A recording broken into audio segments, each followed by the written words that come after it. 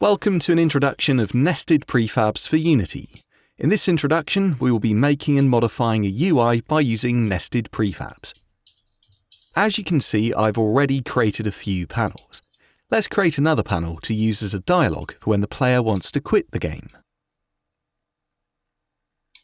First, we have to create a new UI panel and save it as a prefab.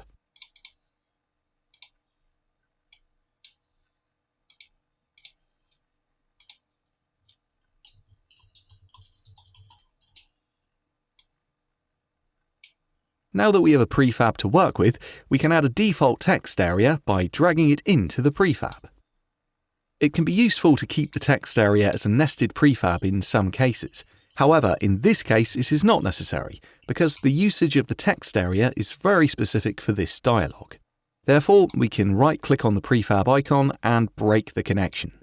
Then we can save the prefab by clicking Apply. The dialogue needs a button for the user to press, so let's drag in our project's default button and apply the changes to the dialogue to save it as a nested prefab.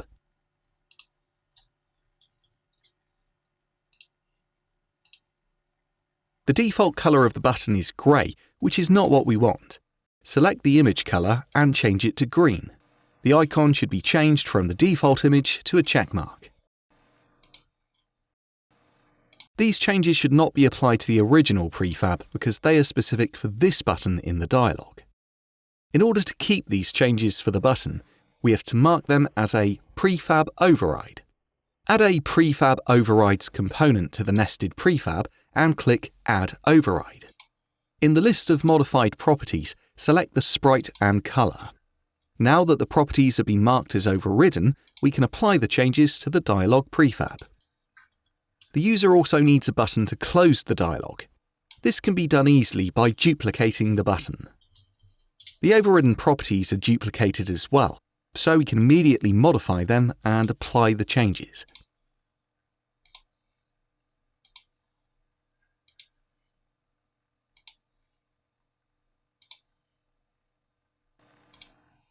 If we drag a copy of the dialogue prefab into the scene, you can see that the changes have been saved as expected, including the overridden properties.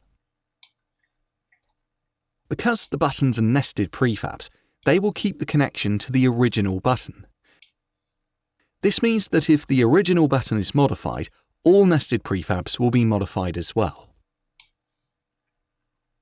For example, if at some point during the development of your project you decide to change how the button should look, then all you have to do is change the background sprite and click Apply. All nested prefabs in the project will be modified as well, and will have the new background image.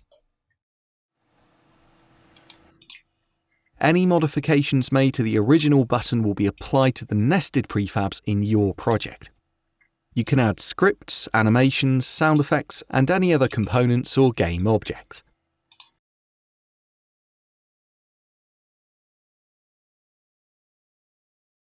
Thank you for watching this introduction and enjoy nesting prefabs in Unity.